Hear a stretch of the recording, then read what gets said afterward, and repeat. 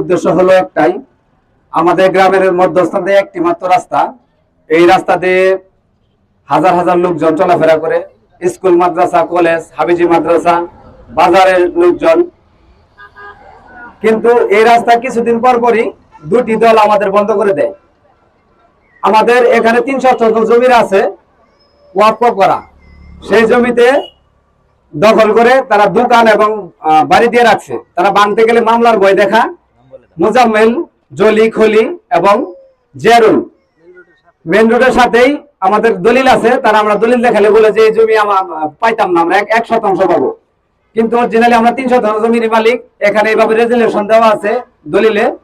তারা আমাদের ভয়ভীতি দেখায় এই রাস্তা দখল করে। আমাদের বর্তমান সরকার ২ লক্ষ টাকার অনুদান দিয়েছে। অনেক দিন যাবত এই অনুদানটা করে আছে, আমরা কাজ করতে পারতেছি না। এখন আমরা কাজ করার জন্য ইচ্ছুক, যার জন্য আমরা রাস্তা করতে গেলে রাস্তায় কিছু একদল গাছ আরেক দলের যে বাধাগ্রস্ত করে রাস্তা যেহেতু আমাদের লাগবে ভাঙ্গে দেয় না, আমাদের হুমকি দামকি দেয়। যার জন্য আজকে আমাদের এই আমাদের মানববন্ধন। আমরা সরকারের কাছে দৃষ্টি আকর্ষণ করবো, প্রশাসকের কাছে, তারা যেন আমাদের এই সমাজের ভোগান্তিটা দূর করে দেয়। এই পর্যন্ত এই এলাকার এই রাস্তাটা এবং কি সরকারি ভাবে ওয়াকফ করে দেওয়ার জমি দখল করে ঘর বাড়ি কিংবা তারা দখল করে রাখতে রাস্তা দিতেছে না।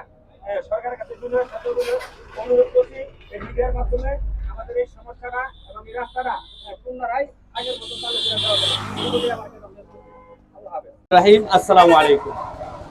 আমি প্রথমেই ধন্যবাদ জানাচ্ছি এখানে প্রিন্ট মিডিয়া হিসেবে যারা উপস্থিত হয়েছেন। আপনাদের সবাইকে এই এলাকাবাসীর পক্ষ থেকে আন্তরিক শুভেচ্ছা এবং অভিনন্দন জানাচ্ছি। আসলে খুবই দুঃখজনক এবং ন্যাক্কারজনক একটি বিষয় নিয়ে আমরা এখানে হাজির হয়েছি। সেটা হলো যে আমরা মানুষ হয়ে মানুষের চলাচলের রাস্তা বন্ধ করি, যেটা আসলে খুবই দুঃখজনক এবং ন্যাক্কারজনক একটি ঘটনা। এই রাস্তাটি দীর্ঘদিন যাবৎ উন্মুক্ত রয়েছে।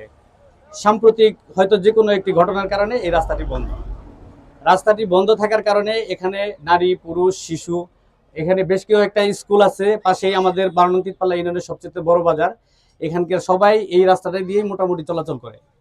এই এলাকার বেশ কিছু অটো রয়েছে যেগুলো প্রায় মনে হয় ১৫-২০ দিন বা ১ মাস হবো মনে হয় বন্ধ, যেগুলো হয়তো সঠিক জায়গায় পৌঁছাইতে পারতেছে না, আবার ওখান থেকে বেরো হইতে পারতেছে না। আমি আপনাদের মাধ্যমে এই এলাকার স্থানীয় নেতৃবৃন্দ যারা আছেন বা জনপ্রতিনিধি যারা আছেন তাদেরকে অবগত করতে চাই এই বিষয়টি।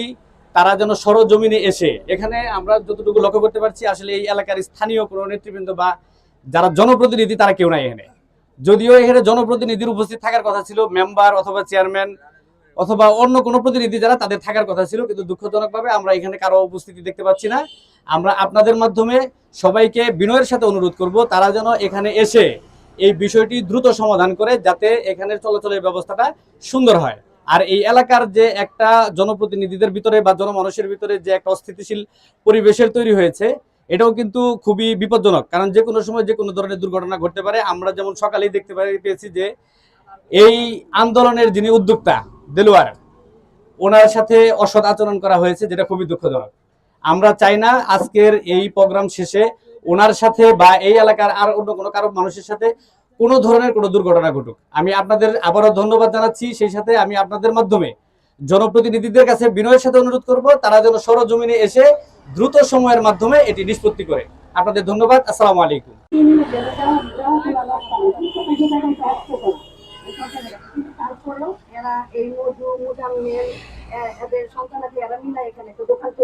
এবং এটা দখল করার চেষ্টা করে এবং এলাকাবাসীকে যাইতে দিচ্ছে না। এরা চলাফেরা করতে পারতেছে না, ভোগান্তি, এরা খুবই কষ্টে আছে। আমরা চাই যে চোরাপাড়ার এলাকারা এই রোড এলাকার লোকেরা যেন এই রোডটা সবাই যেন চলাফেরা করতে পারে উন্মুক্ত ভাবে, এবং সরকারের কাছে আকুল আবেদন যে আমরা যেন আজীবন মৃত্যু আগ পর্যন্ত যাদের আমাদের চলাফেরা যাদের রাস্তা নেই তারা যেন এদিক দিয়ে সবসময় চলতে পারে। আমরা সরকারের কাছে আকুল আবেদন করতেছি। আর সবার কাছে চাচ্ছি যে সবাই যেন আমাদের সহযোগিতা করে, এবং আজকে যে সমাবেশ এখানে এই রাস্তা আটকানোর জন্য আমরা এই সমাবেশটা করেছি।